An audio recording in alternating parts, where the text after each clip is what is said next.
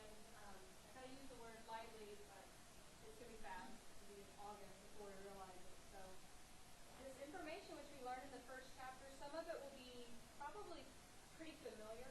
You maybe notice some things on the handout which I gave you, but we want to become more than just kind of familiar. We want to become confident with the material because everything that we learn this semester is going to build. So we've got to build a solid foundation of physiology starting today so that by the time July hits, we're really confident in knowing, articulating well what we're discussing in physiological fashion. And so today we're just going to talk about what this concept of homeostasis is and defining physiology and defining anatomy, the things that we briefly talked about yesterday. And the term homeostasis you've probably used before as well. What's the key word that you use with homeostasis? Well, metabolism would be an example of something maintained in homeostasis. But if we were just to oversimplify the word homeostasis without getting specific, normal, like balance, the use of the word, at least that was familiar seeing when I was in school. Homeostasis means balance and to keep things normal, whether it be metabolism or everything else we're going to talk about this semester. And so in order to understand it, we need to understand how we're going to apply it. We're going to apply homeostasis in the concept of this course, which is physiology. And we briefly defined it yesterday. We said physiology is basically what? Function. Anybody remember the phrase that I'm going to say every day? No. What about, I can hear you. Form actually dictates function. Function follows form. Okay? So the structure dictates the function. Okay? And physiology is going to tell us the function of different body parts or structures, processes, etc. And really there's two ways that we can look at physiology. We can look at it in two fashions. One is called teleological, and the other is called mechanistic. Those words might be a little bit scary at first, but let's just kind of put them together. Right? Teleological, mechanistic. One of those words we can probably understand a little bit better than the other one. Which one's going to be a little more familiar to you? Mechanistic. Mechanistic, what does that mean? What word did you use before? You said function. I just can't hear. How they function. The mechanics tells us the why, or the how something functions. The mechanics tell us the how something functions. And I just kind of unfolded the next thing. Teleologically, we must also be able to understand something why.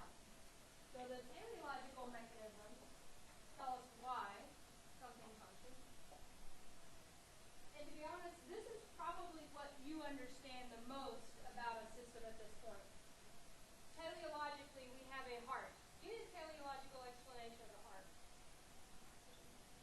To pump not only oxygen, blood, everything to pump, right? Teleologically, we have the digestive system. Why? Absorb nutrients, aid in digestion. What else was mentioned? So you understand the teleological physiology behind probably most, if not all, of your organs. You may not have used the word teleological before. You can after today. But today, we're going to, not today only, but this semester, we're going to get into the how, the mechanics of the physiology. And you know, the mechanics are kind of detailed. So we're going to go into a lot of detail this semester so that we can better understand the why.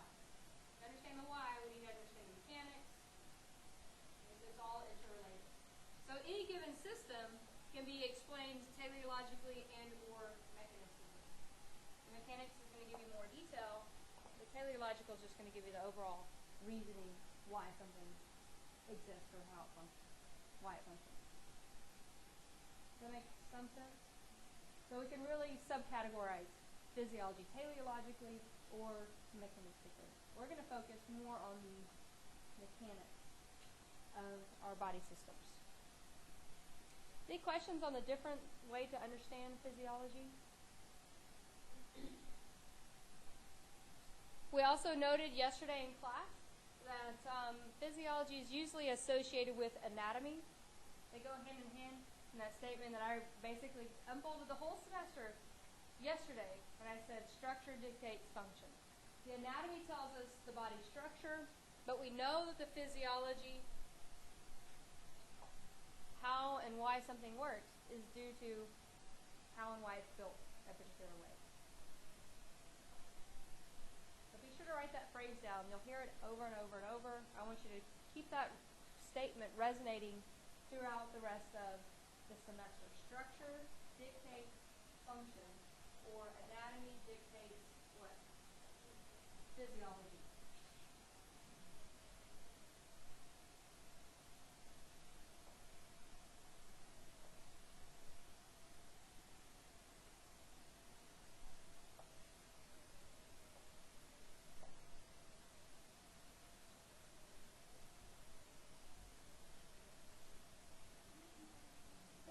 Structure dictates the function. The anatomy dictates the physiology.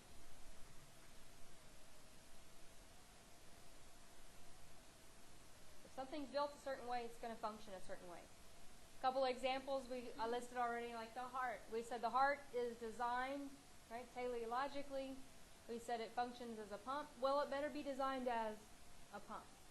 Your teeth are designed to rip and tear foods, so it should be able to built to rip and tear foods. Okay, so when you look at it that simply, it's kind of like obvious, but maybe not really pondered it before. Okay, so we can go on with the structure function, and we will all semester long. Okay? The structure of something is going to dictate the function of something, whether it be an entire person or an organ like we've been describing. It could be a tiny little protein embedded in a cell membrane. The way a protein is built is going to dictate how it functions. Okay, so all semester long, no matter what level of biology you're looking at, how it's built, you can trigger how it works and interrelates with other structures. So in order to understand the body, we need to kind of look at how it's organized. And so if you've had your intro to, or your general biology, and you talked about from the biome down, we're going to start at the individual person.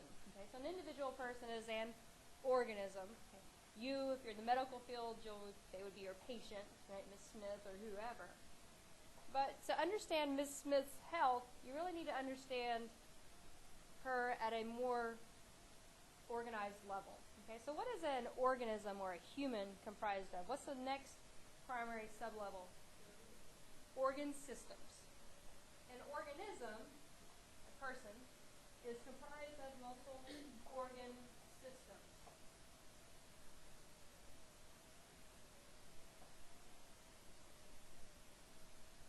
How can we define an organ system?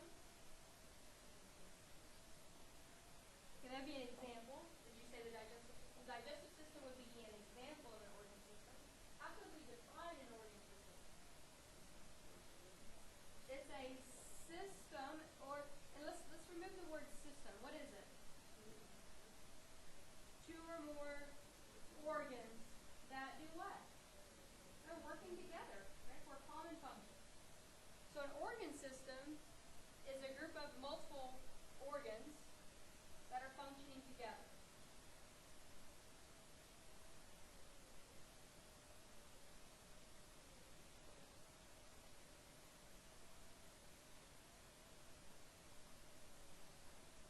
So I said an organ system is a group of individual organs that are working together, right, for a common task, right, common process.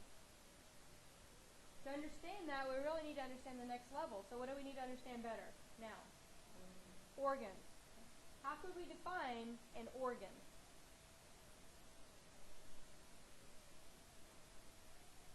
If you're having trouble defining it, let's just start with an example. We've listed a few already today. What would be an example of an organ? The stomach. What else was there? The heart. The lungs. Very good. An organ is two or more tissues make sure it's plural. The two or more tissues, what? Not only, yes, they are working together, but they're actually, the organ itself is composed of two or more tissues. So they're joined together and they're working together.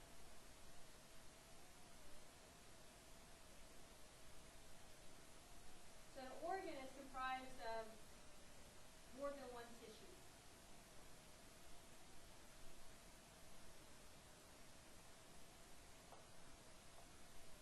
An organ is comprised of more than one tissue. So then the next question is, what the heck is a what? What the heck is a tissue? Okay. So what is a tissue? The stuff you pull out of the cardboard box, blow your nose? Not in your body, no. What is a tissue? Cells that are grouped together in what else? What's going to unify them to make a tissue? They're composed, they're grouped together, they're functioning together, right? And they're the same type of what? Same type of cell. And so it's a tissue is a group of the same type of cells. So it's more than one cell, but the cells are of the same type. It's just a group of the same type of cells.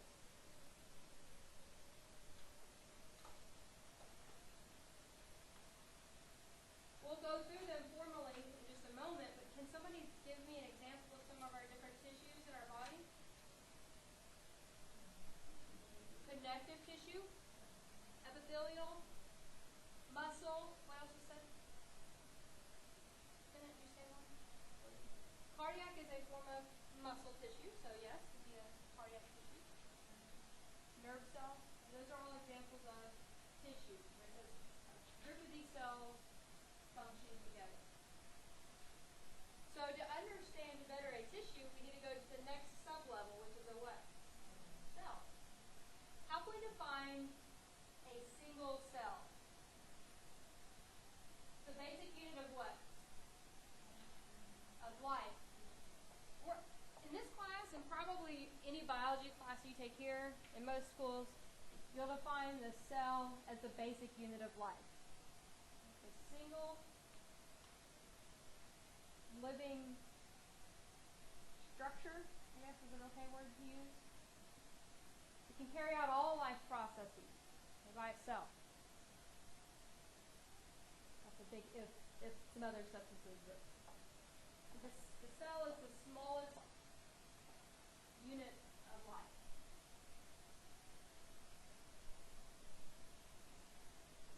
What kind of cells are in our body that make us up? What is a proper name for them? You go to biology, we said cells are either this or that. In the world, cells are either eukaryotic or prokaryotic, so we are eukaryotic. So if we are eukaryotic, what else is characterized inside of our cells? That would be a molecule in there. That would be a even smaller sublevel. So what would be between the cell and the molecule if there's organelles? Within our body, any other eukaryotic organism, what makes our cells unique is they have specialized organelles. And notice the suffix, the E-L-L-E, okay, so they're not the same as an organ. They're actually found within a given cell. The definition of an organelle varies depending on who you're speaking with. And then so when we get into chapter 3, I think it is, we'll name the different organelles, maybe chapter 2. I think maybe it's chapter 2 or 3 coming up. We'll define an organelle. In this class, I like to define it as a membrane-bound structure within a cell that has a special what? Function.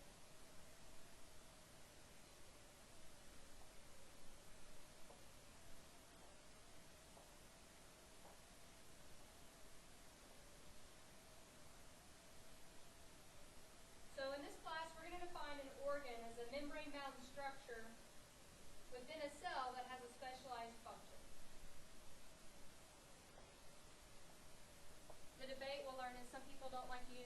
to limit it with the membrane dip.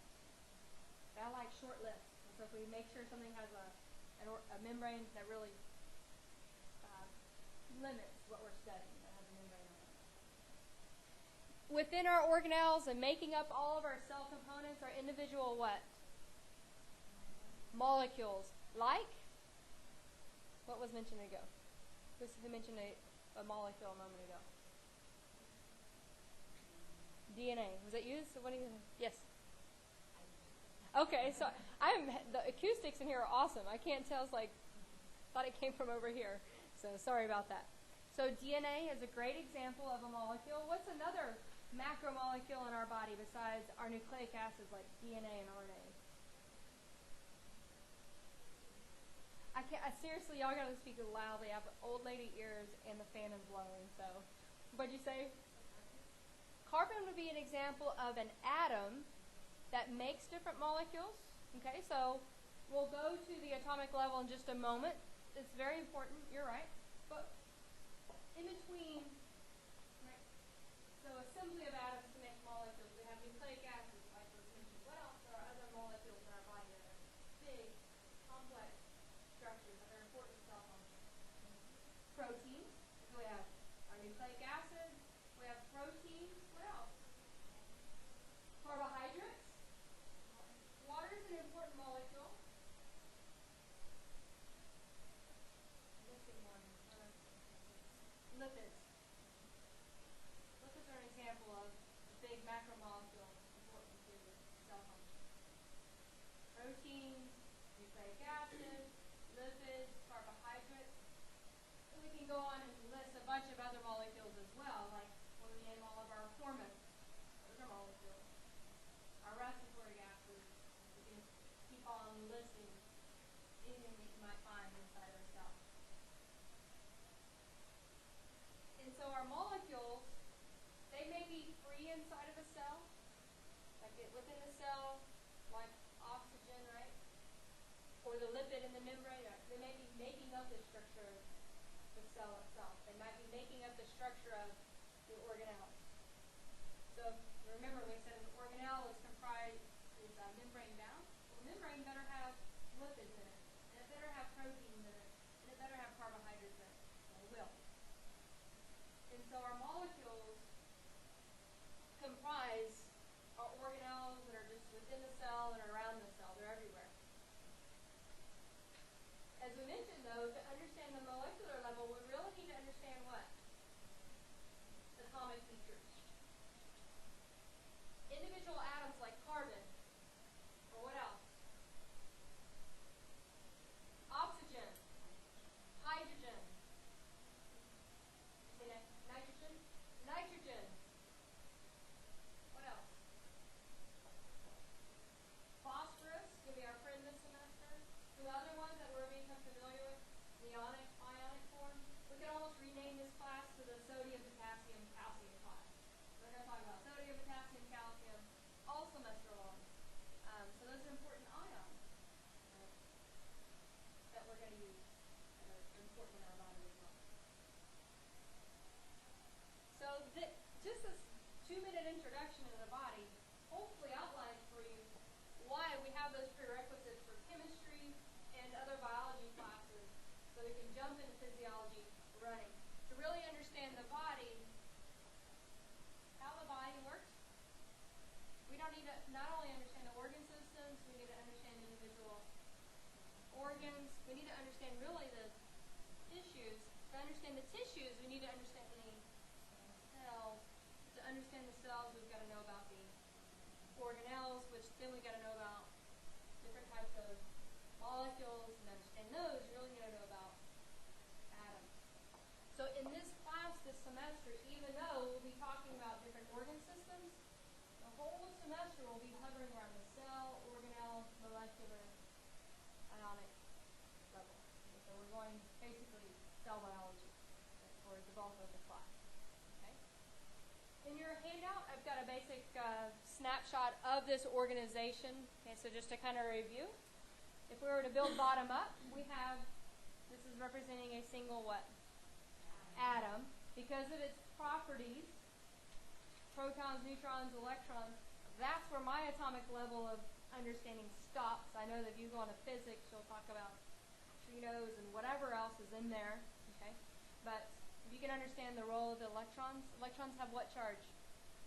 Negative. Protons are positively. If you can understand that, you can understand how they can form different types of molecules, like we listed, like this is representing DNA, proteins, whatever, as well as how they can interact and form different types of what? Organelles. Does anybody know which organelle is shown in this image? Good old mitochondria. We have a group of different types of organelles. We can form a single cell. This is a cell isolated in culture. Different cells of the same type grouped together, and our body can form tissues, connective tissue. And if we group different tissues together in a single structure, we have built an organ. And if we connect that organ and it works with other organs, we have built an organ system. And if we take collectively all the organ systems, put them together, we now have what? An organism, or a human. To understand human physiology, we're going to go down to the molecular, atomic, organelle, cellular level. What questions do you have at this point about this kind of basic organization? We're going to go through and give some examples of each of the tissues, the organ systems, organs. We're going to go through and give some further examples to kind of elaborate more. We identified the cell as the basic unit of life. This I mentioned a moment ago, I'll mention today, and in chapter 3, coming up, I don't remember which chapter it is, I'll re-articulate that this definition is very much debatable. This is what we're going to go off with in class, what we'll use for class. Well, outside of classroom, certainly you'll have your own view of life, whether it's the cellular level or the viral level or whatever, right, in that case may be. But we're going to support this statement with a scientific theory called what? You might know the scientific theory we're going to support this statement with? The cell theory. Okay, so we'll come back and support this statement with something called the cell theory that's been around for almost 200 years. And if we list, I'm not going to show this list yet, I'm going to have you think on your own some basic cell functions. If you want to on the back of your handout or a piece of blank paper or whatever, it's nothing that you're going to turn in, so it's just somewhere you can scratch and scribble some thoughts. I want you to think about some basic life processes that a cell might have to do just to keep alive. If you don't understand at the cell level, think about you. What do you need to do to keep alive? Because you're made up of individual cells. Okay, so we can really make that big deep. So think about what a cell needs to do to keep alive, or what do you need to do to maintain your viability. So just make a short list and we'll talk about it.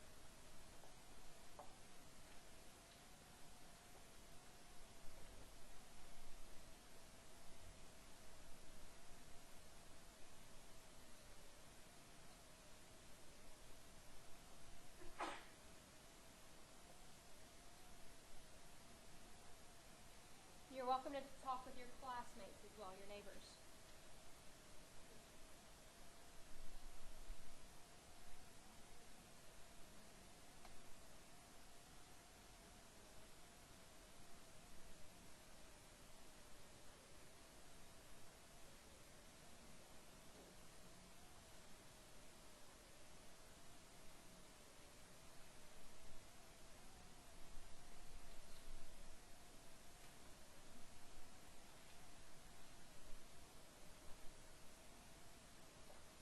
Let me restate that. Talk to your neighbors.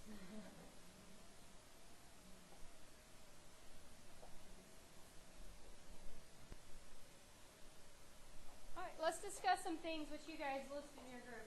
What are some basic functions that a cell needs to do to keep alive? It's got to reproduce. Very good. What else? Eliminate waste, which is preceded by take in oxygen, move, not within a cell. I'm going to just use the word movement. Blood is a little specific, but blood is distributed. So what is moved in the blood? What might a cell need to move? Proteins, nutrients.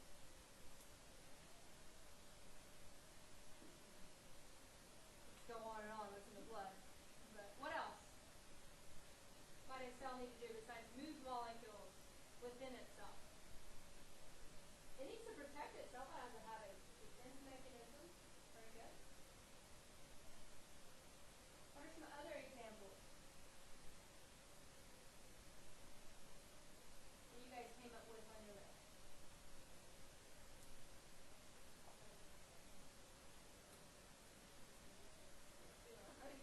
Did y'all exhaust your list?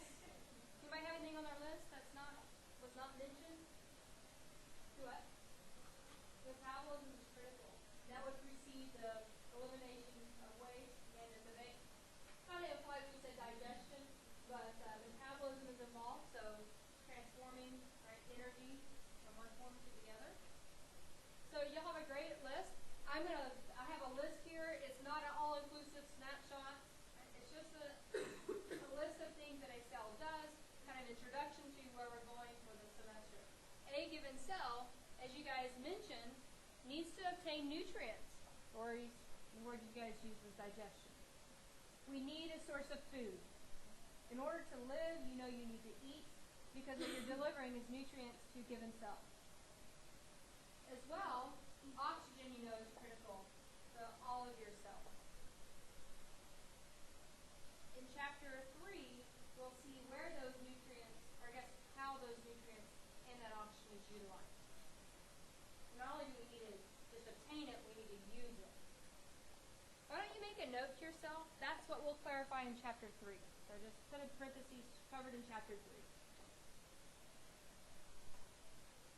Where it says obtaining nutrients and oxygen.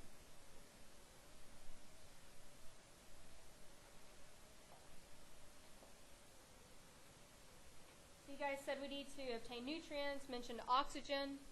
Chemical reactions, the word that you guys use is metabolism. That's a proper term, right? So carrying out different chemical reactions or metabolize, cells metabolize. That's a feature of living cells.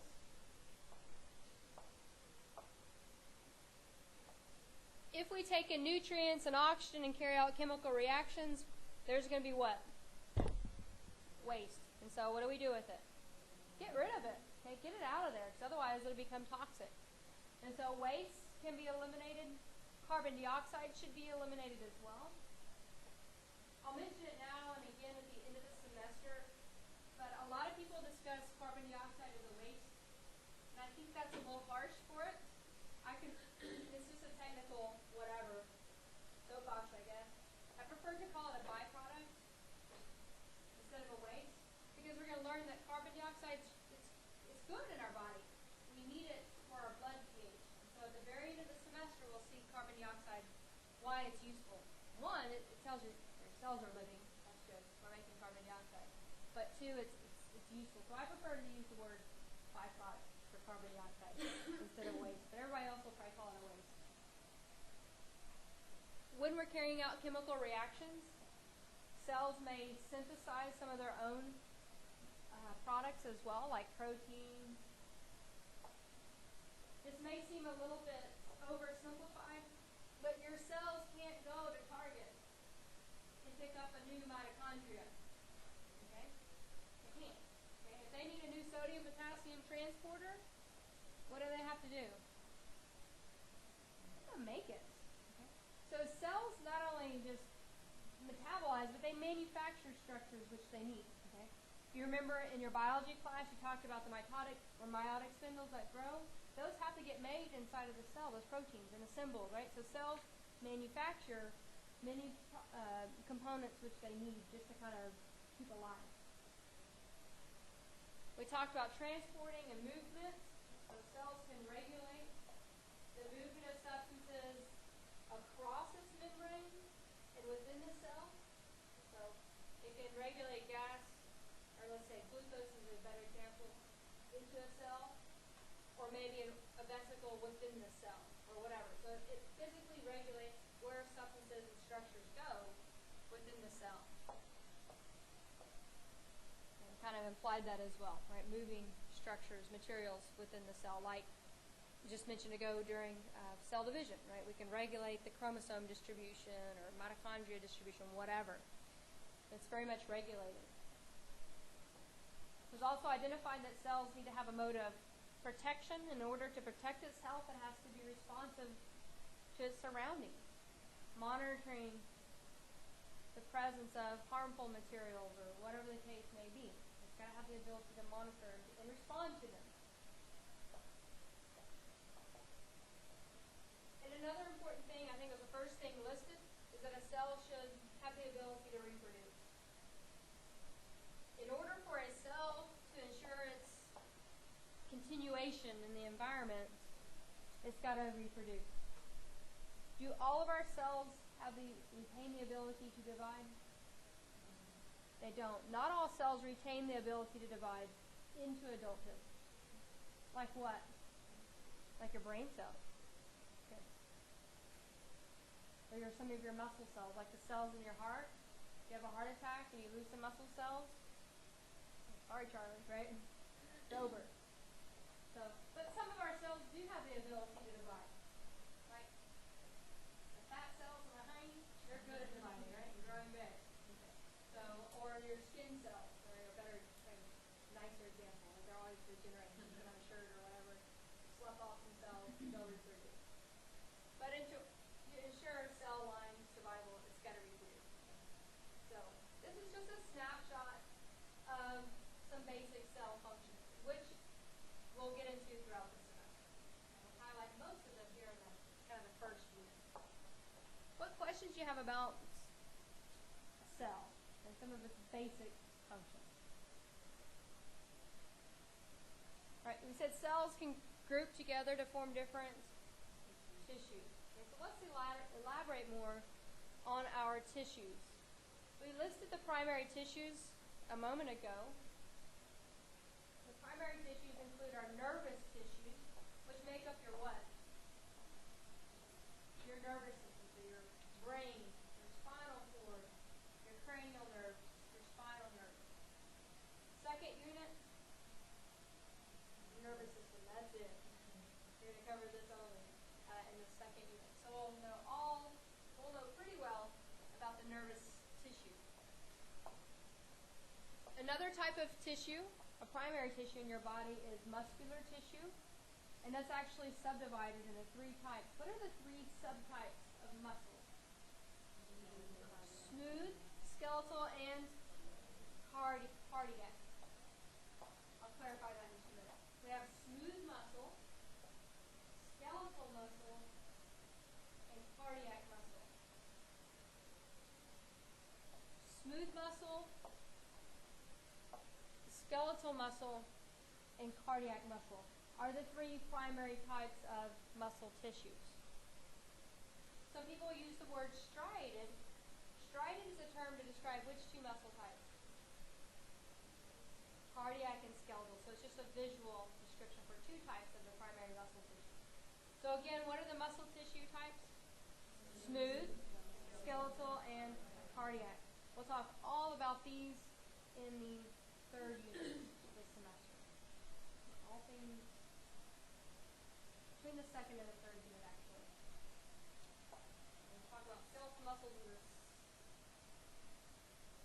Okay, well, soon we'll talk about all things muscle. And maybe in the 2nd unit if I'm getting I'll check that out.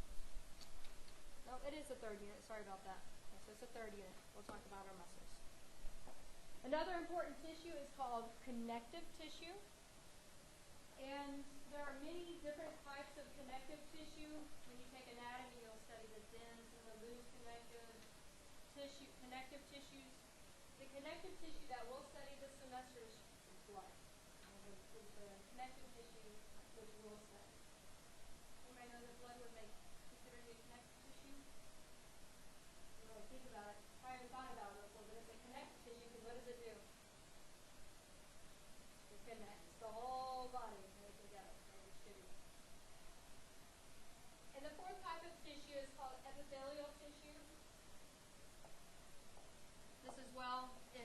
many different subtypes.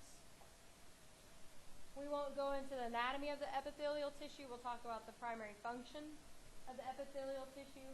And where we'll talk about it most is in a specialized form in these things called endocrine glands. You've heard of those before? So that'll be the primary role at which we'll talk about epithelial tissue this semester when we look at them as endocrine glands. So if we look at a snapshot of just some different examples, I could have pulled however many different types of examples of each. But our muscles, what kind of muscle tissue is this showing? I think I saw it. Which? You got it right. I think you. It's skeletal muscle. How did you know it was skeletal muscle? How did you know it was skeletal muscle? It is also what? What was it? The skeletal muscle is also what? Striated. Can you see the stripes? The striations being the stripes. You can see the dark, the light, the dark, the light. So, third unit, we'll see what causes trias that. So, our snapshot of muscles is striated muscle, nervous tissue making up the brain, spinal cord, etc. Connective tissue, making up like your cartilage, but we'll study it in the form of blood. Epithelial tissue, what does epithelial tissue do? It protects and it lines. Okay, so let's go through each of these. Let's add this in here. So going through the list of, let's look at the paleological physiology of each of these tissues. So let's start with epithelial tissue right here. The general role of epithelial tissue is to protect or even line. We'll look at it in terms of lining. That's where lining is coming.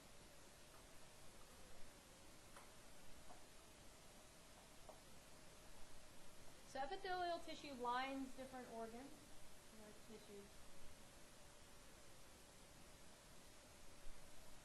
What do you think the teleology is behind connective tissue? To connect. That one's no secret there. To connect.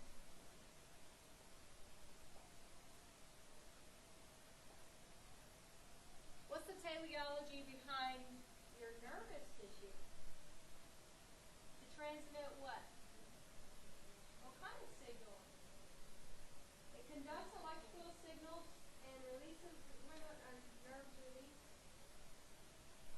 What's the name for the thing? They're at a synapse. Neurotransmitter. You can call it, you can say release neurotransmitter, or you can release a chemical, whatever. But the whole point is to do what? It releases these neurotransmitters to do what? What's the purpose of the nervous system?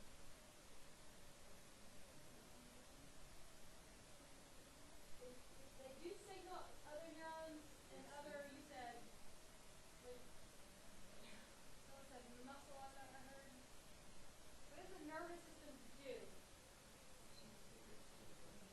It integrates responses, sends signals to our brain. You can really oversimplify this. It controls. It controls. The way it works is by generating electrical impulses and releasing chemicals. But the main, if we were to simplify it, the nervous system controls. And you don't know what it controls, almost everything. So teleologically, we have a nervous system to control body process.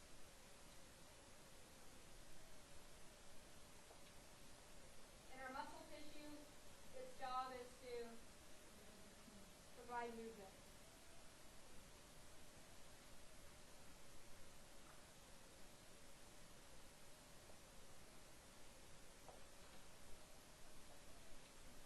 So we said muscles provide movement, nervous tissue controls other tissues, connective tissue connects, epithelial tissue lines. I mentioned a moment ago as well, we're going to look at epithelial tissue in the role of endocrine glands. And I just wanted to give a quick visual on the difference between epithelial tissue lining a particular organ versus forming an endocrine gland, because it's kind of unique in the way we form our endocrine glands. So if you look at this image over here on the far left, looks like a cross-section of a testes, where you can see the cells that make sperm cells. Okay? You can see the little hollow opening, the tube. So these tissues are specialized epithelial tissues. They're lining the hollow organ. Okay? As well as we can look at, say, an exocrine gland, say the glands that allow for you to salivate, your tear ducts or sweat glands, whatever. They would be lined with epithelial tissue. However, if you look at endocrine glands, they're comprised of epithelial tissue, but it's not what? Not lining. But when it developed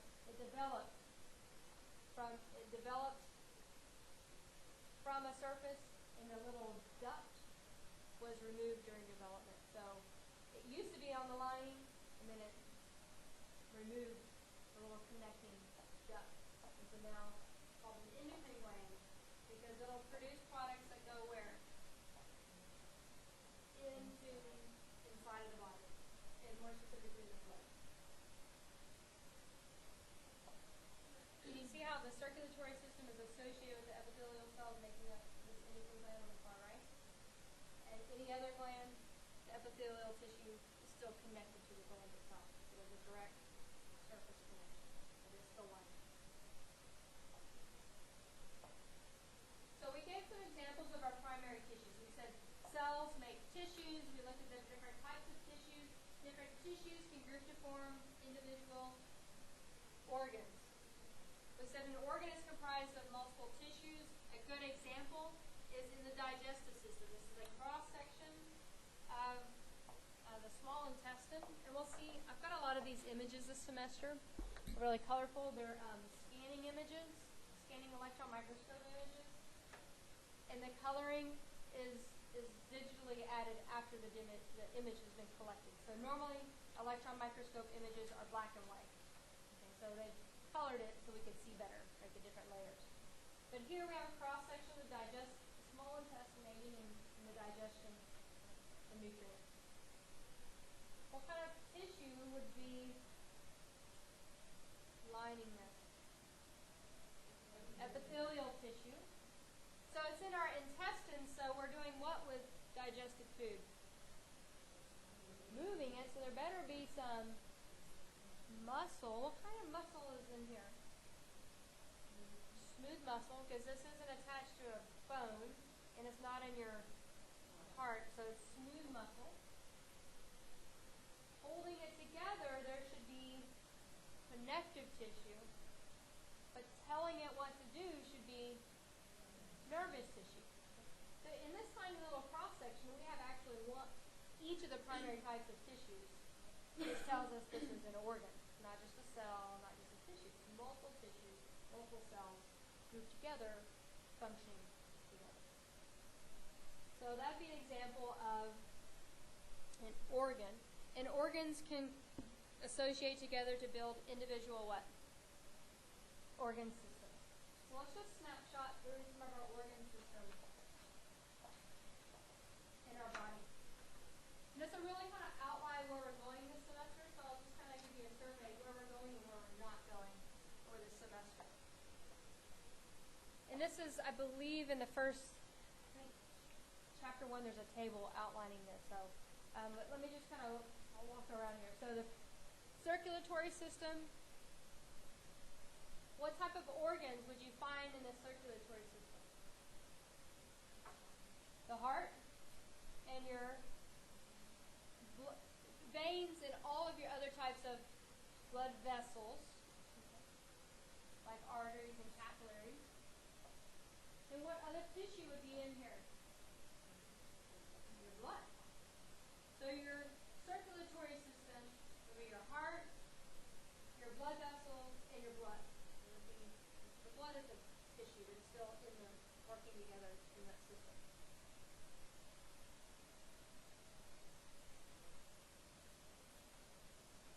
We'll talk about the circulatory system between the third and the fourth unit. It'll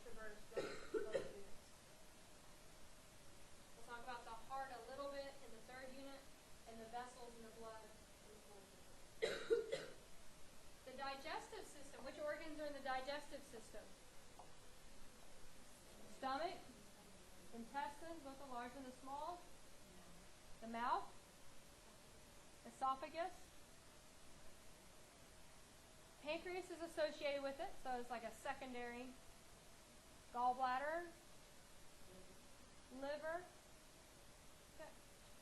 Are all associated with the digestive system. We will not talk about the digestive system this semester beyond the role of the pancreas in the hormonal control of digestion, or metabolism. And the reasoning is, I know that when you take, does anybody have nutrition? Yeah. Do y'all cover digestion?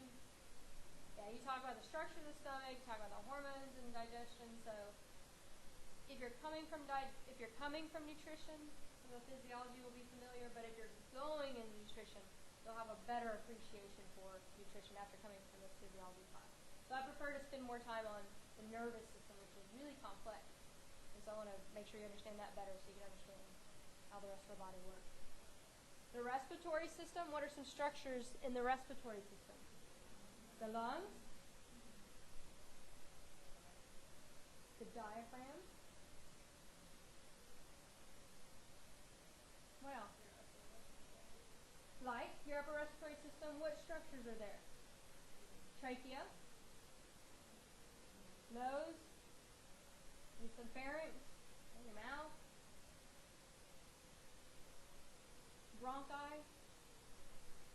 Good. We'll definitely talk about that in the 4th unit this semester. We'll actually have 2 labs that we'll do over next to last week of class. The urinary or the renal system, which organs might comprise the renal system? Kidneys and bladder, connecting the two. Ureter, letting your urine out, is the urethra. Okay, so those are all structures of the urinary system, which we will round out this semester. It'll be the last system which we talk about at the end of this semester.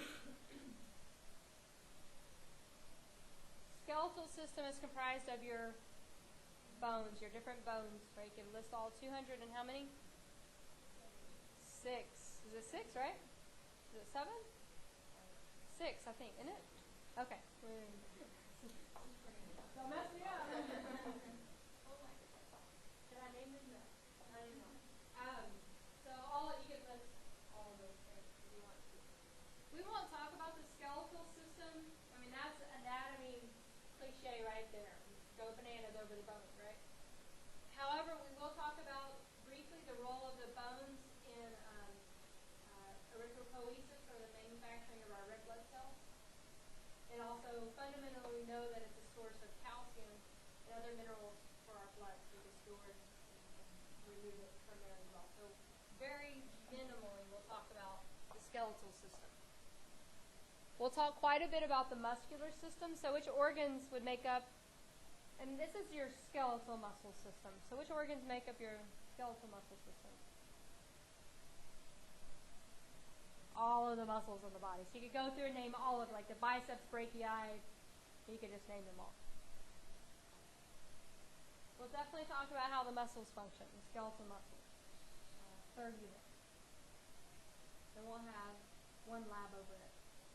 Integumentary system is your skin and your outer covering. So that's also which class? Anatomy. Love that stuff in anatomy, right? So we'll save that for your anatomy experience. The immune system. Which organs would be in your immune system? That was kind of tough. Your lymph nodes. So, the thymus. Spleen. And some cells in there would be like your white blood cells and different types of white blood cells. Platelets.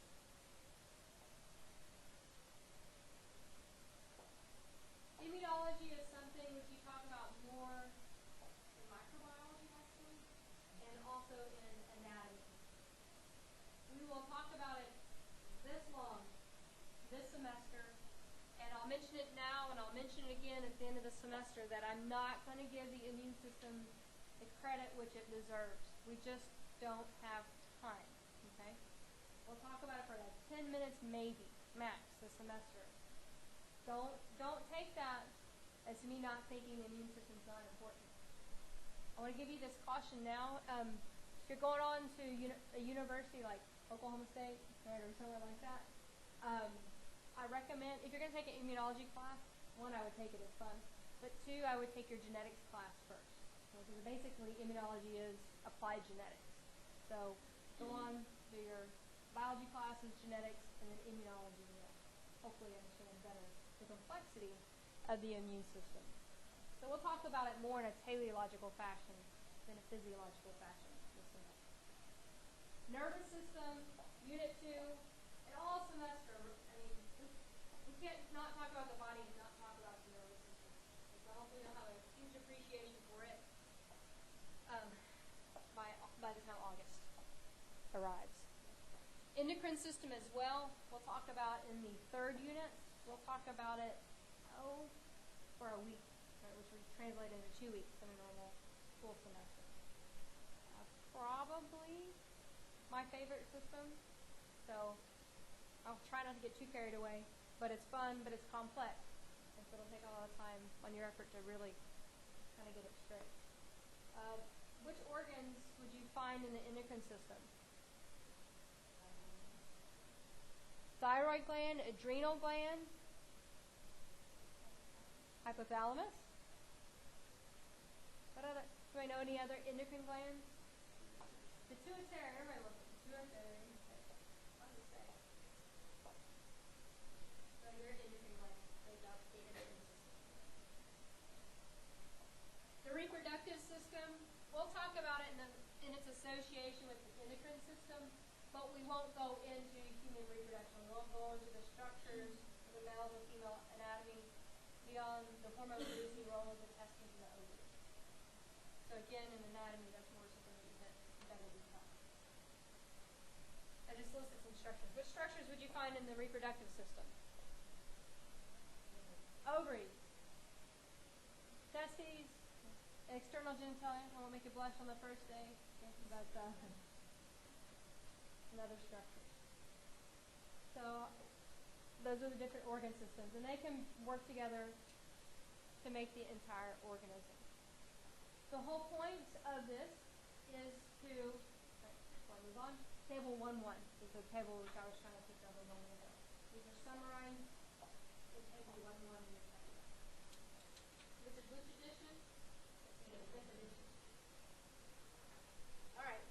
Before I move on into more technicalities, I just want to show a short clip, and I'll show some of these throughout the semester. These are coming from the Discovery Channel. And so if y'all need me to turn the lights down more or the audio up, I'll look to you guys up back if it's not loud enough, or if I need to bring my light down. If we need it all.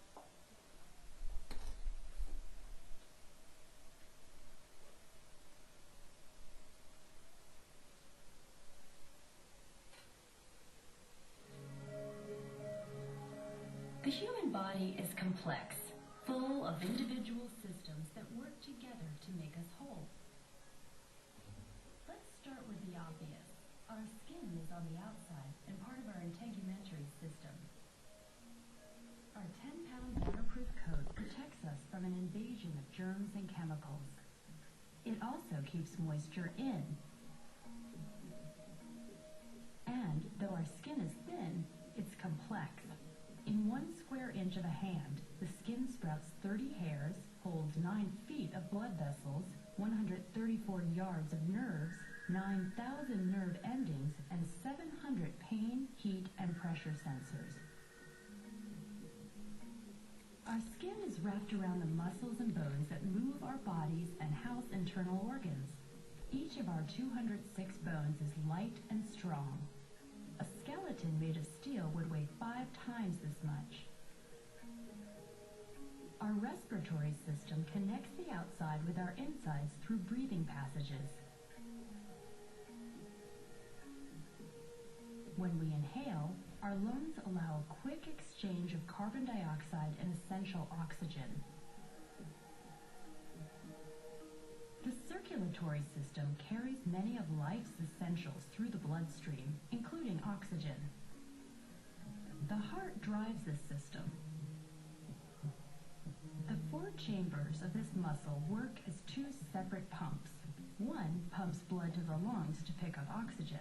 The other pumps blood through the body to drop off oxygen and nutrients. Nutrients are made available to the body through the digestive system.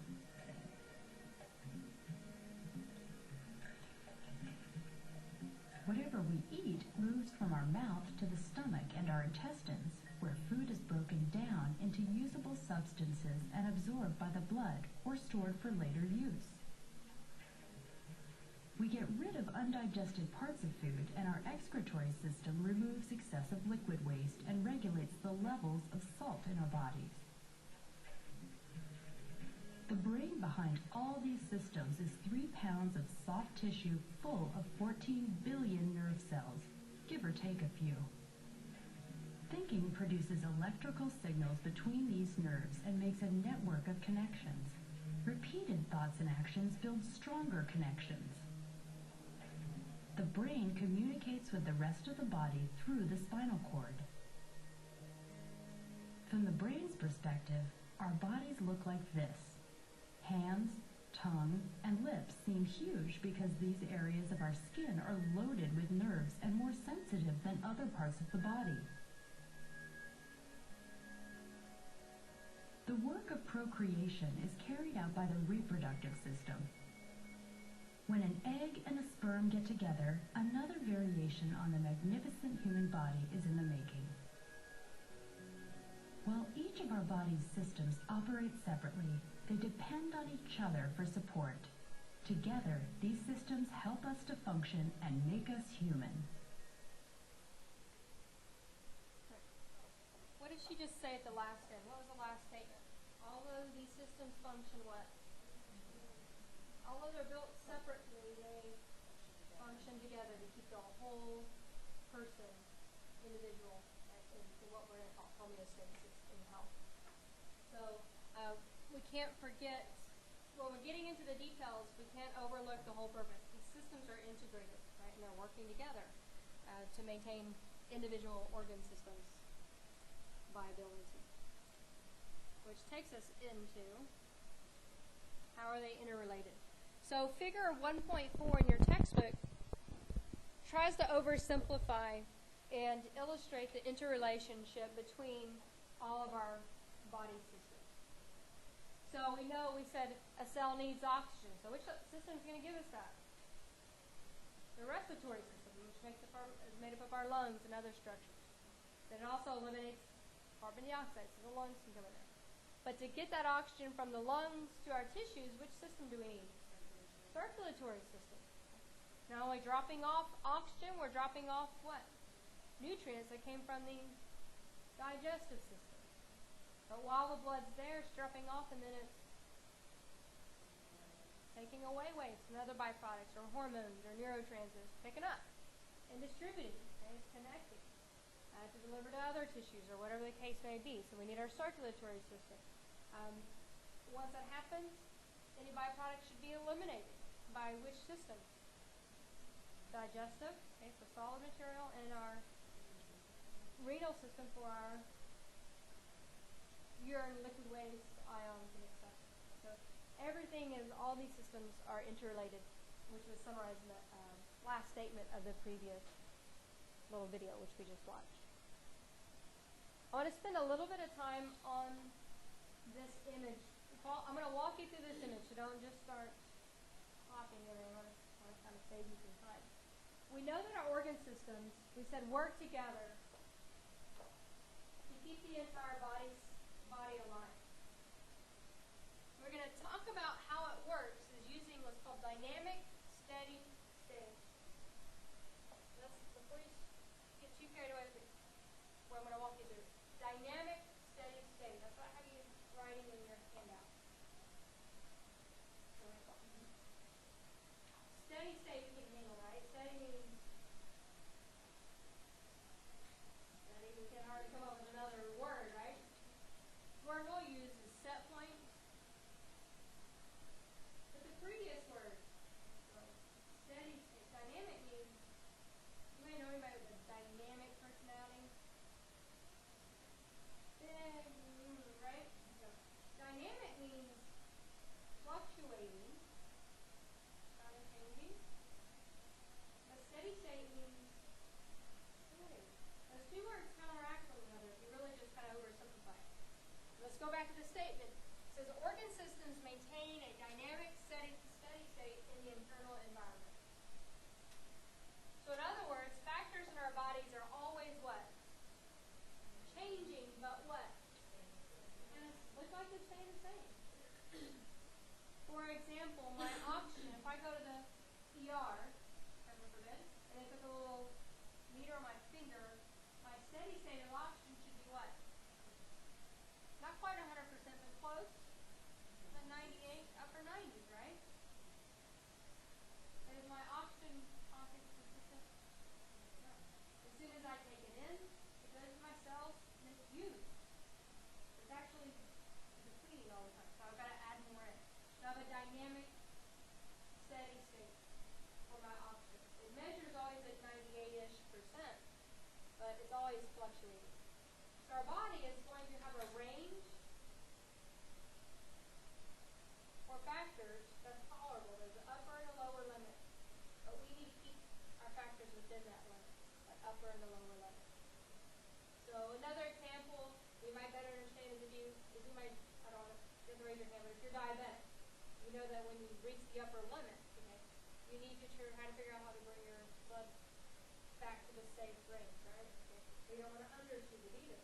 Right? So you have a dynamic, steady state. There's just kind of a narrow range of what's acceptable. And that's what your body systems do. The nervous system maintains activity and temperature, whatever. The endocrine system, blood glucose level, whatever. Right? We can keep going on. But and we will in just a minute. But I just want to clarify these terms. Okay. These body systems are going to keep factors within a range that's pretty, what? Steady. So not too crazy fluctuating.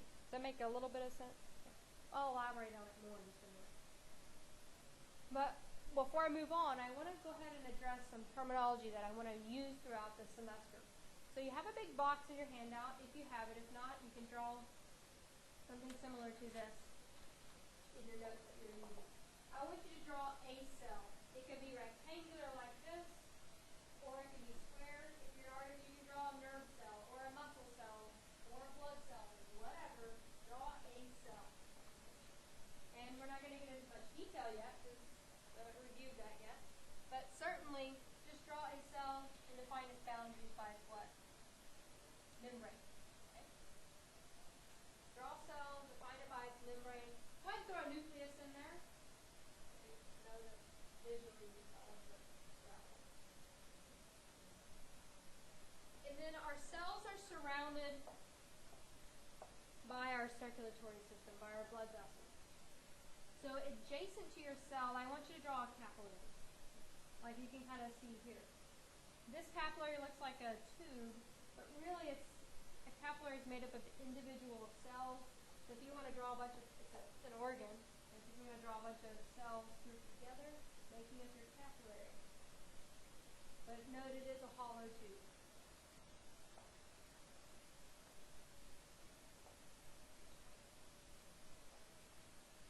Got a cell, a big cell, adjacent to an organ, right, our blood vessel. One term that I want you to be familiar with that I'll use throughout the semester is if we're looking at structures that are hollow, like your blood vessels, or your bladder, or the female uterus, or the stomach, intestines, whatever, the hollow bit, what is the hollow portion called? Somebody know the name of that? The lumen. One word I want you to add to your vocabulary is the word lumen, L-U-M-E-N.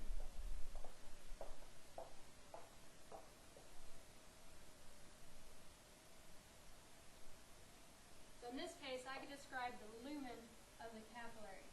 Or looking at the bladder, I could talk about the lumen of the bladder. Does that make sense? So you can label this area, just the inner portion, just anatomically, the hollow area is called the lumen.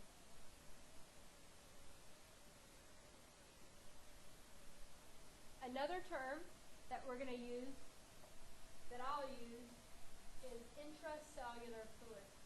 Intracellular fluid.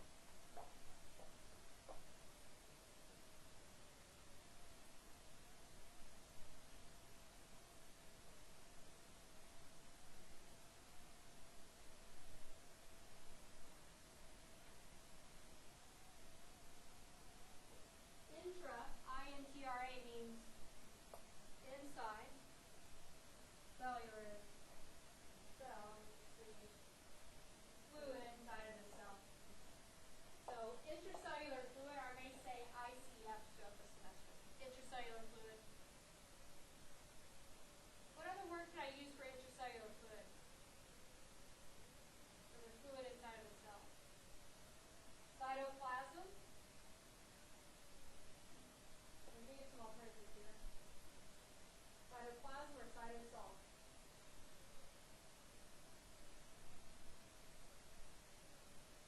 There's some alternative names for that.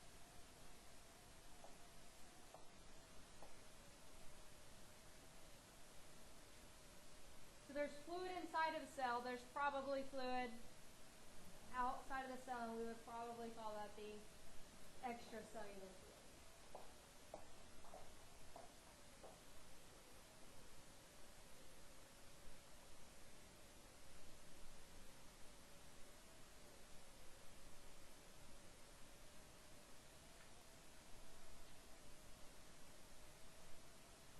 And I tend to call this the ECF, extracellular fluid.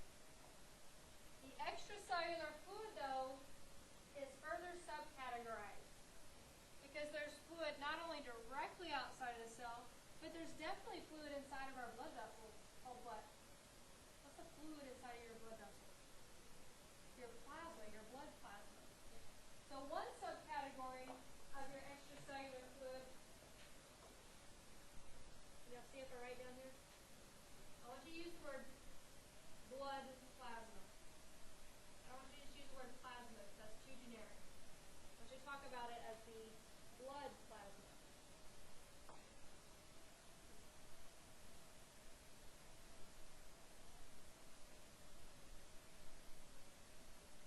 The blood plasma is an important extracellular fluid. It's found exclusively where? In your blood vessels. So you can label it in your blood vessel like you drew. You said there's blood plasma in there.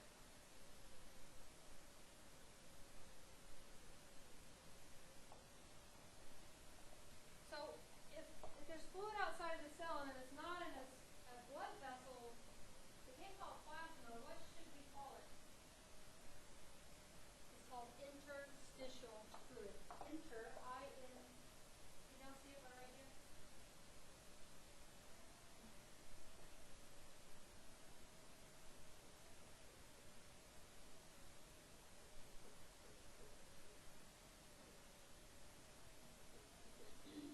Interstitial, I-N-T-E-R, means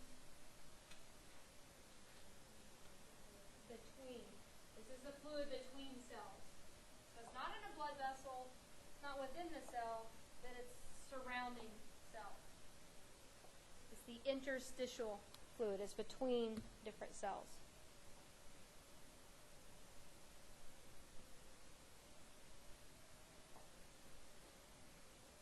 So what we're adding in this image is a cell separating the fluid within it called the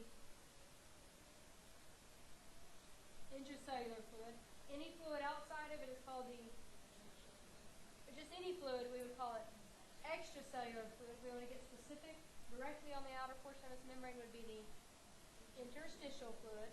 And we could look at inside of a vessel and call that blood plasma. Blood plasma. You may just call it plasma up till now, but I want you to precede it with the blood plasma. I'll clarify that. We won't have more time on tomorrow. I'll go ahead and conclude our discussion here. The sign-in folder, where did it get hung up at? Did you ladies get the sign-in? We will have class tomorrow at 9:30. Lab, if you're attending today, we'll just do the basics with lab tomorrow. If you're in Wednesday's lab, you'll have pre-lab number 1 completed, clarifying homeostasis.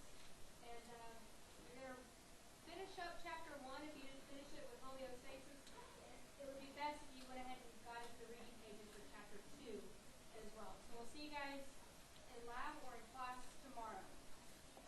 you're late, you'll want to pick up handout number 1.